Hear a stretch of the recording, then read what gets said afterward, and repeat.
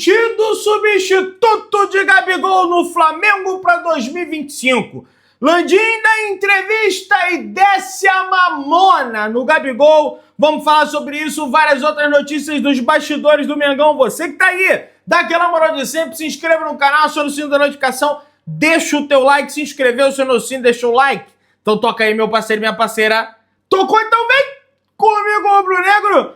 Vamos às notícias do Flamengo. E hoje segue a folga no Flamengo, né, minha parceira e meu parceiro rubro-negro. O Flamengo segue curtindo a folga. Representação do elenco rubro-negro está marcado para amanhã, às 9 horas da manhã, né, não da noite, às 9 horas da manhã. Às 9h30 da manhã começam os trabalhos do técnico Felipe Luiz no CT Jorge Elal, CT Nildrubu, com foco na partida da equipe contra a equipe do Cuiabá, beleza? Felipe Luiz vai comandar esse primeiro treino a partir de amanhã. A seleção brasileira, que estava com o nosso Vapo, o nosso Gerson dentro de campo, empatou em 2-2 com a seleção da Venezuela, 1-1 na realidade, né? Não 2-2.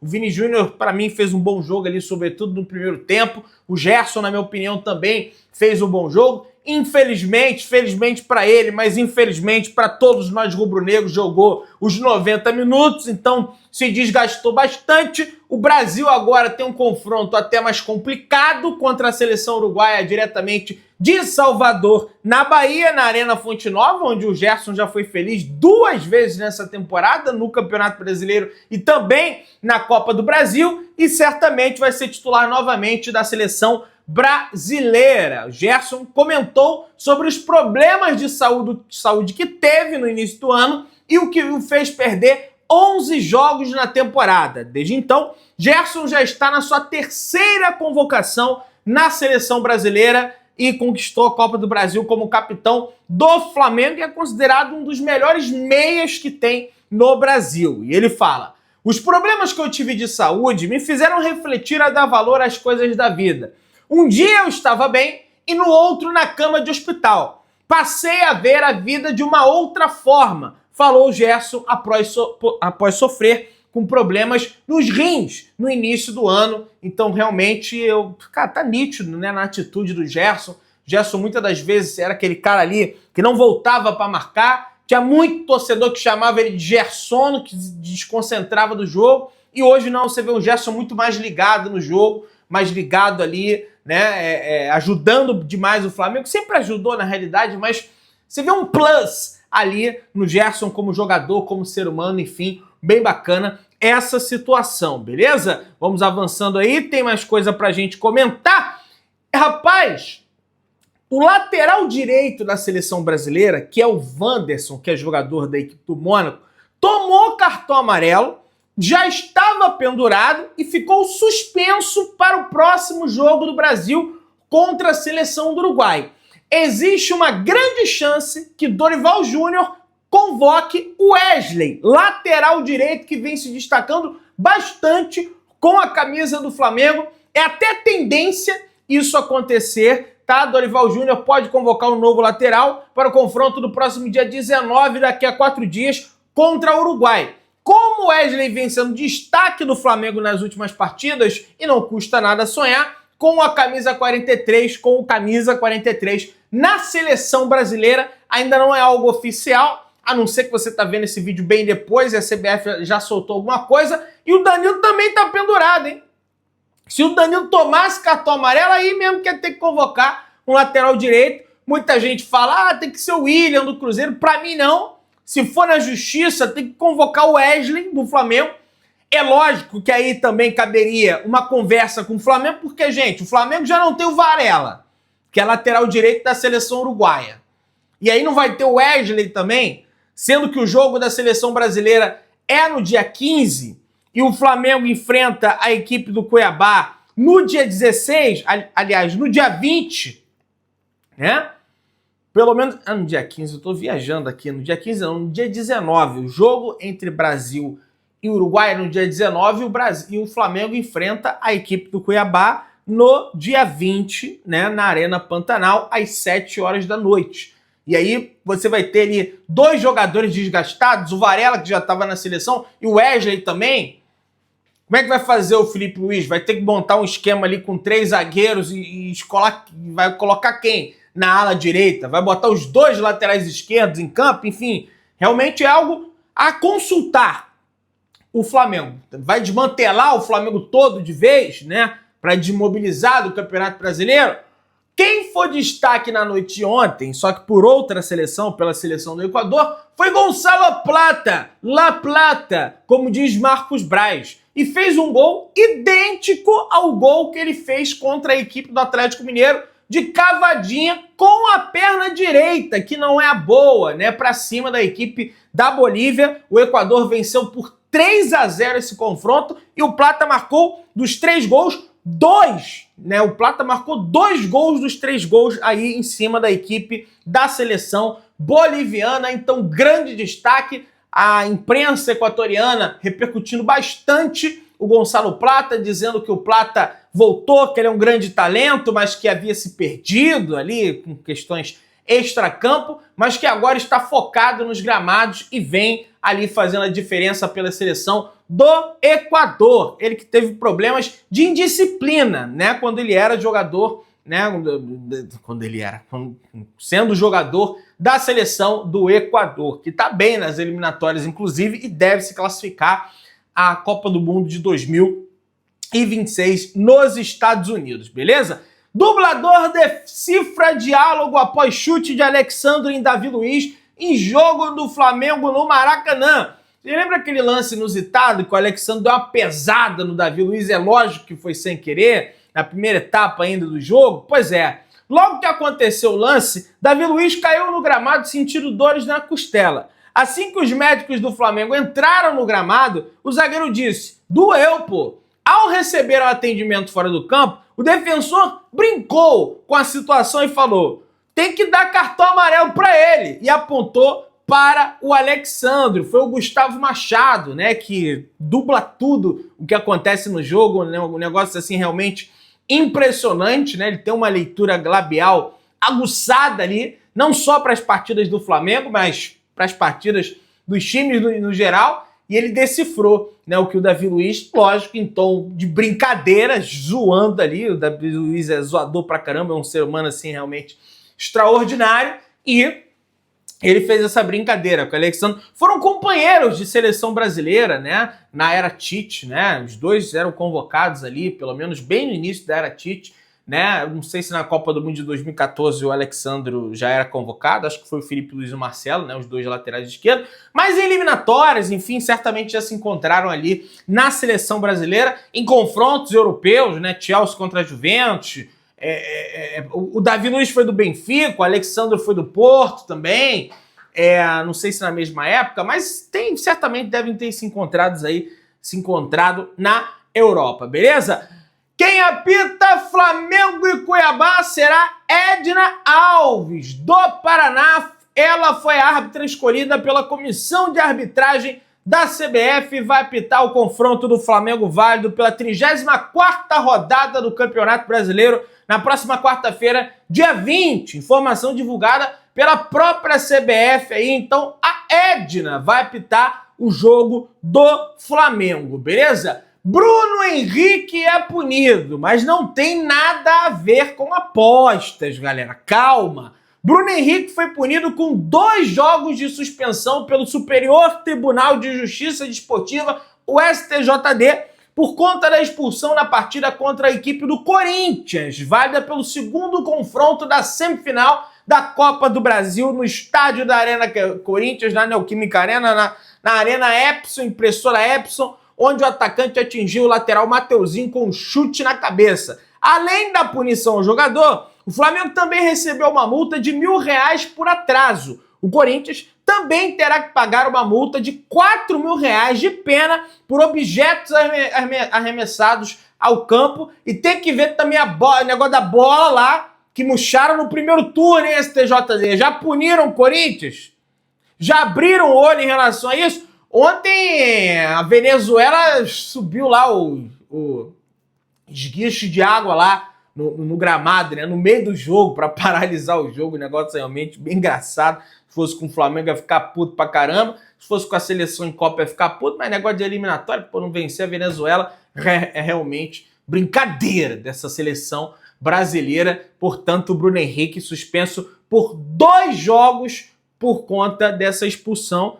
E cumpre na Copa do Brasil, né? Na próxima Copa, acredito eu, na próxima Copa do Brasil, a não ser que se estenda para o Campeonato Brasileiro, que vai ser um tremendo absurdo. O Flamengo já está todo esfacelado, desfalcado. Aí tem mais é que entrar com efeito suspensivo mesmo para suspender essa situação aí, até porque não foi uma entrada proposital, foi uma entrada ali imprudente, ele foi imprudente, força excessiva, enfim, era para ser expulso mesmo, nem falo nada em relação a isso, cortou ali a cabeça do Mateuzinho, mas foi completamente sem querer. Enfim, vamos ver essa situação. Ainda bem que deu isso aí depois da final, né? Podemos ter o Bruno Henrique lá contra o Atlético, foi muito útil, inclusive é ele quem dá assistência pro gol do Gonçalo Plata, beleza?